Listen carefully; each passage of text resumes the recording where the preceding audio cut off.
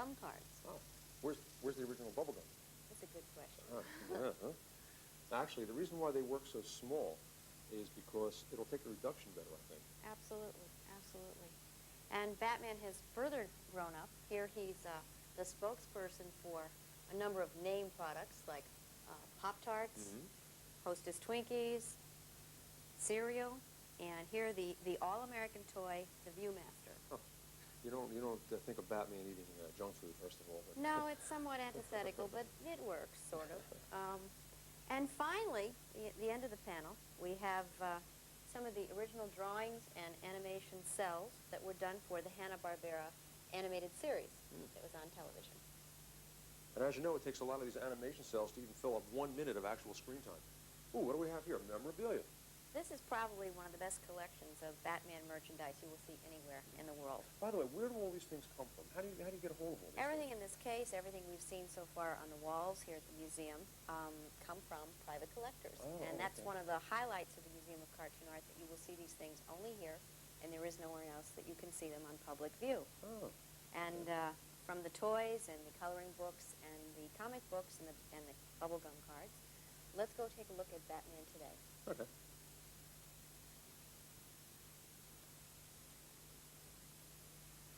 Oh, wow, look at this. It's Batman today. Look how much more drama there is in the artwork with the heavy, large black areas, and look at the different camera angles for effect over there. It's just beautiful. You're right, and it's really in contrast to the earlier drawings of Batman that we saw. Yeah. They didn't do that in the old days, did they? No. Once Batman got out of the excitement about the television show in the 60s, he went back to what's known as a new relevance. He went back to central Gotham City. He went back to crime fighting and being much more of a dark, dramatic type of crime fighter. And certainly he's a mirror of the times, and you can see that in the strong architecture. You can see it in the body type. Yeah, he looks like he's been pumping iron over the years. Absolutely. And compared to the earlier figures, which were much flatter, less muscular body type, this really is typical of what we see today, as is what's in this particular panel, which is a space theme, which certainly shows that Batman has come full circle. Now, we've seen Batman at the beginning of his career, the middle of his career, some merchandising right up until today. Now, I know Barbara has one more surprise for us. Would you tell us about that? I think you will like this. It's the pièce de résistance of the show, Batman 50 Years of the Dark Knight. Okay. Let's go see it.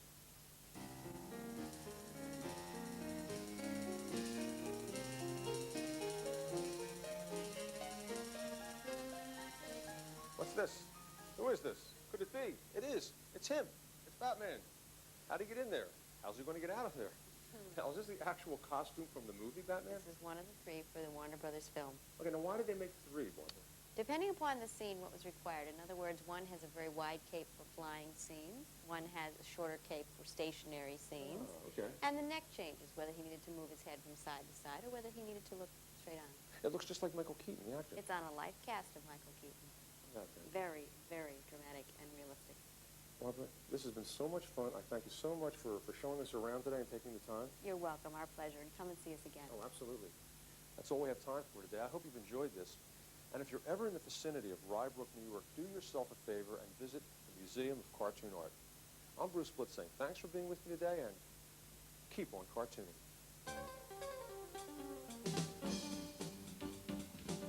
Crusader will fly again. Joel Schumacher, who directed Batman Forever, reportedly is already at work on Batman 4. The next Batman feature will spotlight villains Mr. Freeze and Poison Ivy. It's speculated with actors Patrick Stewart and Demi Moore in those roles. The current Batman and Robin, Val Kilmer and Chris O'Donnell, are expected to return. And with Batman Forever under his utility belt, O'Donnell's star continues to rise, as does his paycheck. The actor... This time, the most successful film, which is to say the biggest money maker over here, was Batman Forever, with Val Kilmer as the Bat-eared Crusader, saving civilization as we know it from Jim Carrey as the Riddler and Tommy Lee Jones as the psychotic Two-Face. I didn't like it much. I don't mind the darkness of the Batman movies, but I'm getting fed up with their glumness. There's very little zest about this one. Kilmer's okay, so is Nicole Kidman as the romantic interest, but Jones's performance is so far over the top as to give ham acting a bad name, and Carrey's, though clever, is too nakedly sadistic to be in any way funny. The Bat is back in his biggest adventure yet, Batman Forever on the SNES. The Caped Crusader is still stalking Gotham City, but this time not content with taking on one supervillain, he's matching fists with the whole darn lot of them. The Winged Wonder can punch, kick and blast his way past enemies, Two-Face and Riddler, solving puzzles, executing super moves and picking up a fine array of technical gadgetry. Over to Aisha. This is another typical platform game released on the back of a blockbuster. It could have been a lot better. This is level 3 at the circus. Batman's got to find the bomb and defuse it, so he's racing against the clock. I found the graphics very monotonous and it's difficult to figure out where to go and there's no indication of what to do. Although, like most platform games these days, there's a lot of hidden levels. The major flaw in the game is that it stops every time you go to a new area. You'd expect that on a CD, but not on a cartridge. It's really tedious waiting for the next bit to load. Nowadays, you expect good graphics, but this is an old-fashioned and frustrating game to play. A few elements of this game fail to impress. It's a bit slow and a little dark, but overall it keeps you hooked. It plays great, but you spend too much time waiting for levels to load. And the scores for Batman Forever, not good, I'm afraid. The boys gave it 2 out of 5 and the girls 3 out of 5. And so, hitting the streets this week is the console edition of Batman Forever. Even this 16-bit SNES version shows off the incredible groundbreaking graphics.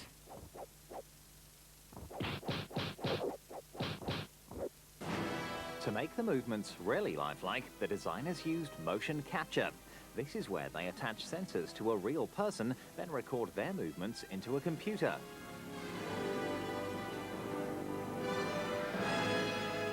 Bob's your uncle, you get stunningly realistic action.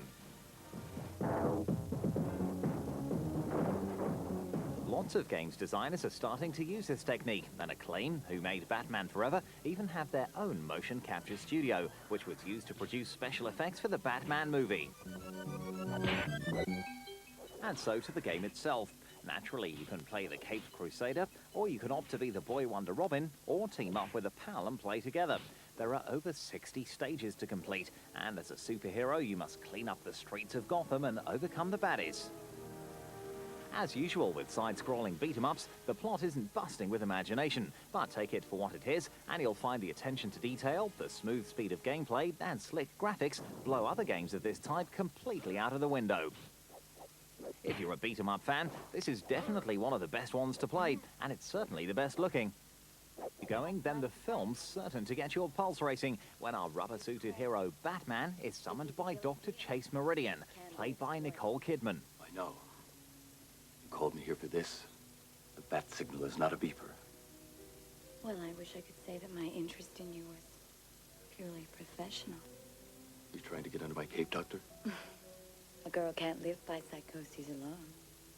The car, right? Chicks love the car. There's a certain level of satisfaction to play a character that absolutely knows what he's doing and who he is. This life isn't really like that. Nicole Kidman, I've been a fan of since Dead Calm. I think in this movie, she's able to show people her sense of humor for the first time. Kate has earned more than $315 million worldwide, and now Batman is about to fly into your video store. Let's start this party with a bang! The party continues as Batman Forever wings its way to home video. But first, let's meet our contestants. Val Kilmer and Chris O'Donnell square off against Tommy Lee Jones and the King of Riddlers, Jim Carrey. Like the jacket? It keeps me safe when I'm jogging at night. I wanted to go Elvis in Vegas, you know? And that's what we did. Was that over the top? I get the black dresses. They all get the sort of the lime green suits with question marks. Nicole Kidman missed out on the cool clothes, but she scored like no other love interest in the movie series. Or do I need skin-tight vinyl and a whip? I'm the first woman to actually kiss Batman. My place. Midnight. Out in Hollywood for a new Riddler to play in this year's Batman Forever movie. The role fit Jim Carrey just as snugly as the Riddler's skin-tight costume. And for Jim, carrying the cane and wearing the suit with the question marks was a way to enter American pop culture history. This is the biggest premiere I've ever been to. It really isn't enough to feed my ego. It's just part of Americana, and it's kind of nice to be part of that. This is my brain in the box. Does anybody else feel like a fried egg? I liked a lot of it. I was pretty happy with it.